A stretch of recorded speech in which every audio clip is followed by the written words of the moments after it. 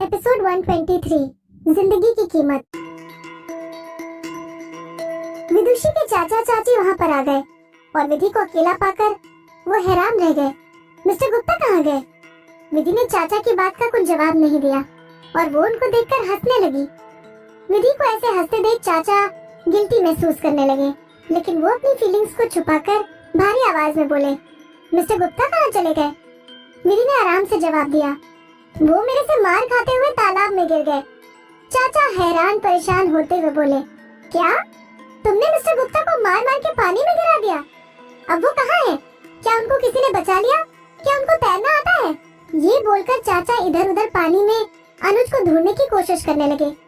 काफी देर तक ढूंढने के बाद जब वो अनुज को ढूंढ नहीं पाए तो उन्होंने चिल्लाना शुरू कर दिया, मिस्टर गुप्ता, मिस्टर गुप्ता। विधि वहीं पास में पेड़ पर अपनी कमर टिकाकर खड़ी हो गई और बोली, और कितना शोर मचाओगे? क्या कहा तुमने? चाचा ने तेजी से अपना सिर विधि की तरफ घुमाया और उनकी आंखों में खून उतर आया। तुमने आखिरी बार मिस्टर गुप्ता को कहाँ छोड़ा था? अगर उनको तैरना नहीं आता तो इसका मतलब तुमने उनको पानी में धक्का देकर जान से मार दिया। दो कौड़ी की लड़की, तुम जानती भी हो कि तुमने मेरे लिए कितनी बड़ी मुसीबत खड़ी कर दी है। क्या तुम्हें पता है मिस्टर गुप्ता का क्या स्टेटस है? अगर तुम्हारे जैसे 100 लोग मर जाएं, तो भी उनकी जान की कीमत नहीं चुका पाएंगे। विधि उसकी तरफ ऐसे देखने लगी जैसे वो किसी जोकर को देख रही हो। चाचा के पीछे खड़ी चाची भी अनुज के लिए परेशान होकर विधि को घूरने लगी। सुनो जी, मुझे नहीं लगता कि हम ऐसे मिस्टर अनुज को ढूंढ पाएंगे। तुम एक काम करो, पुलिस को रिपोर्ट कर दो। अगर मिस्टर गुप्ता को इस लड़की ने डुबाकर मारा होगा तो हम इसको जेल में भिजवा देंगे। वैसे भी हमारा खूनी से कोई रिश्ता नहीं। हाँ हाँ। चाचा का माथा पसीने से तरबतर हो रखा था। वो अपने फोन को जेब में ढूंढते हुए बोले, मैं जल्दी से पुलिस को बुलाता हूँ। विधि विदुषी के चाचा चाची को देखकर अपने मन में बोली, ये किस तरह के रिश्तेदार हैं? पहले तो उन्होंने मुझे यहाँ जानबूझकर फंसाया और अब ये अपनी गलती को ना मानकर मुझे खूनी बनाने की कोशिश कर रहे हैं। विधि एक बार फिर से धीरे से बोली, हाँ बुला लो पुलिस को। वैसे भी मैं खुद पुलिस को बुलाने वाली थी बुड्ढे। जब तुम मुझे अकेले छोड़कर यहाँ से चले गए तब तुम्हारे दिमाग में पुलिस को बुलाने का ख्याल नहीं आया। तुमने मुझे यहाँ जानबूझकर उस अनुज के साथ छोड़ा था। तुमने मुझे क्या बुलाया? चाचा का गुस्सा बढ़ गया। बुड्ढे। विधि शांत होकर उसकी तरफ देखने लगी। मैं तुम्हें चाचा सिर्फ दादी जी के सामने बुला रही थी, हालांकि तुम जरा भी मेरे रिस्पेक्ट के लायक नहीं हो।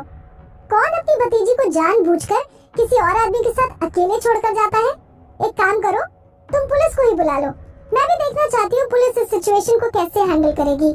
जब मैं उन्हें बताऊंगी कि तुम मुझे यहाँ पागल बना कर ले आए। उसकी बात सुनने के बाद चाचा के दिल की धड़कनें तेज होने लगी। वो जानते थे कि विधि सही बोल रही है। अगर पुलिस इस सिचुएशन को इन्वेस्टिगेट करेगी तो सबसे पहले उसका नाम ही आएगा। बेशक विधि ने अनुज को धक्का देकर पानी में गिरा दिया हो, लेकिन ये सब कुछ उसने अपने बचाव करने के लिए किया। अगर अनुज मर भी गया तो विधि सेल्फ डिफेंस का बहाना देकर बच जाएगी। कुछ पल के लिए चाचा चुप खड़े हो गए। हालांकि इस बार उनकी जगह चाची बोली, विदुषी, मैं तुम्हारा मुंह तोड़ दूंगी। तुम हम पर नाम डालने की कोशिश कर रही हो।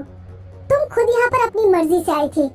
हम तो बस किसी अर्जेंट काम से बोट को लेकर गए थे और जल्द ही वापस आ गए। हमें क्या पता तुम्हारे और मिस्टर अनुज के बीच क्या हुआ। हम सिर्फ एक बात जानते हैं, तुमने अनुज का मर्डर किया है और तुम एक खूनी हो। विधि ने चाची को घूर कर देखा। उसका घूरना इतना तेज तर्रार था कि चाची ने अचानक से बोलना बंद कर दिया। जैसे ही विधि ने आगे कुछ बोलने की कोशिश की, तभी वहाँ पर एक छोटी सी बोट आकर रुकी। मिस विदुषी, मिस्टर रावत ने बड़ी रिस्पेक्ट के साथ विधि का नाम लिया। आप बिल्कुल सही टाइम पर आए हैं। विधि हल्का सा मुस्कुराई। इन दोनों को पेड़ से बांधने में मेरी मदद कीजिए। विदुषी, तुम क्या करना चाहती हो? छोटी वाली चाची एक बार फिर से चिल्लाई, हे भगवान, ये खूनी क्या अब हमारा भी खून करना चाहती है? चाची ने जितना इस बारे में सोचा वो उतना ही डरती रही। चाची पीछे हटते हुए मिस्टर रावत से बोली, तुम मेरे पास आने की सोचना भी मत। मिस्टर रावत पहले मिलिट्री के स्पेशल फोर्स का हिस्सा थे। उन्होंने अपनी टेक्निक्स लगाकर विधि के कहने पर चाची को पेड़ से बांधने की कोशिश की। उनके पीछे खड़े छोटे वाले चाचा अपनी पत्नी को ऐसे बनते देख घबरा गए और एक इंच भी नहीं हिल पाए। मिस्टर रावत ने चाची की चुन्नी को इस्तेमाल करके उनको पेड़ से बांध दिया। चाची को बांधने के बाद मिस्टर रावत ने सेम तरीके से चाचा को भी बांध दिया। अपना काम खत्म करके मिस्टर रावत विदुषी की तरफ देखकर उसके अगले ऑर्डर का वेट करने लगे। विदुषी, विदुषी! चाची के गले से आवाज कांपती हुई निकली। उन्हें लगने लगा कि विधि सचमुच उनको जान से मार देगी। विधि मुस्कुराते हुए धीरे धीरे चाचा चाची के सामने आकर खड़ी हो गई। क्या मैं तुम्हें यहाँ से जाने दूं? अगर मैंने ऐसा किया तो मेरा बदला पूरा नहीं होगा। इससे बढ़िया तुम मुझे अपनी इस गलती की जस्टिफिकेशन दे दो। मैं समझ गया, मैं सब कुछ समझ गया। चाचा को लगा कि वो विधि की बात समझ गए।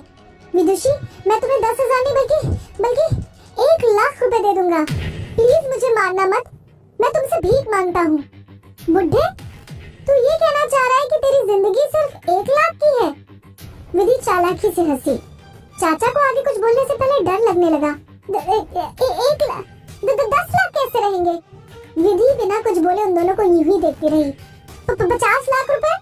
चाचा ने अपने दांतों को चबाकर कहा। वो इससे ज्यादा पैसे नहीं दे सकते थे। बेशक वो फेमस फर्नीचर का बिजनेस चला रहे थे, लेकिन इतने टाइम में वो 50,00,000 से ऊपर का अमाउंट नहीं सोच पाए। विदुषी, विदुषी प्लीज मुझे यहाँ से जाने दो। मेरे पास सिर्फ 50,00,000 है। अगर तुम्हें ज्यादा चाहिए तो मैं अपनी फैक्ट्री को तुम्हारे नाम कर दूंगा। लेकिन तुम तो वैसे भी सेलिब्रिटी हो और तुम्हें मेरी फैक्ट्री चलाने का टाइम कहाँ मिल पाएगा, है ना? ये अनएक्सपेक्टेड था कि चाचा अपनी जान बचाने के लिए विधि को 50,00,000 रुपयों का ऑफर दे देंगे। स्टार्टिंग में विधि सिर्फ चाचा चाची को डराना चाहती थी, लेकिन बाद में उसे समझ में आया कि इनको डराने से पैसे भी आ सकते हैं। ये एक अच्छी बात थी। विधि को अपने इमोशनल ट्रॉमा के बदले 50,00,000 रुपए मिल रहे थे। विधि ने जानबूझकर चिढ़ने का नाटक किया। ये तो मेरे एक्सपेक्टेशन से काफी कम अमाउंट है, लेकिन जितने तुम गिरे हुए इंसान हो उस हिसाब से ये पैसे मेरे लिए बहुत रहेंगे। हाँ, मैं बहुत गिरा हुआ इंसान हूँ, मैं बहुत गिरा हुआ इंसान हूँ। अपनी जान बचाने के लिए चाचा विधि की सभी बातों से अग्री करने लगे, लेकिन अंदर ही अंदर विधि के लिए उनकी नफरत बढ़ती ही जा रही थी। विधि एक बार फिर से मुस्कुराई। चलो मान लेते हैं तुम्हारी जिंदगी की कीमत तो 50,00,000 हो गई। हालांकि मुझे चाची की लाइफ की कीमत के बारे में नहीं पता। क्या वो भी तुम्हारी तरह गिरी हुई है? चाचा और चाची दोनों हैरान हो गए और दोनों अपने मन में एक ही बात सोचने लगे। ये कमीनी हम दोनों को छोड़ने के लिए अलग अलग पैसे लेगी। मिस्टर रावत विधि के पीछे खड़े होकर अपने आप से बातें करने लगे। मिस विदुषी तो लोगों को ब्लैकमेल करने में बहुत अच्छी है।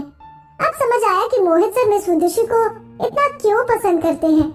मोहित सर को पक्का मिस विदुषी का कॉन्फिडेंस पसंद आया होगा।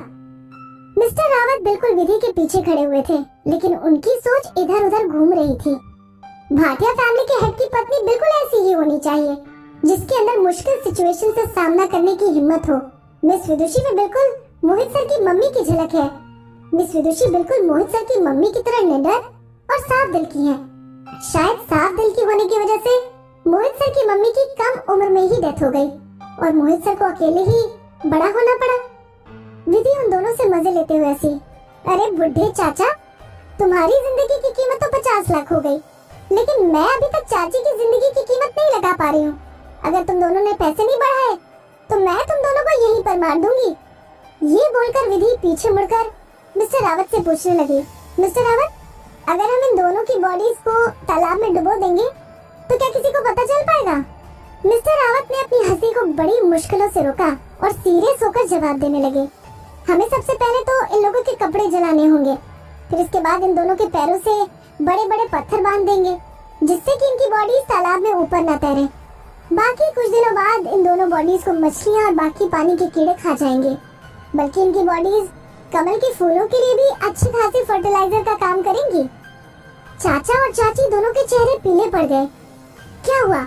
अब जल्दी से डिसाइड कर लो। विधि धीरे धीरे उनके आसपास चक्कर लगाने लगी। क्या चाची की जिंदगी पैसों से बचाने लायक है या नहीं?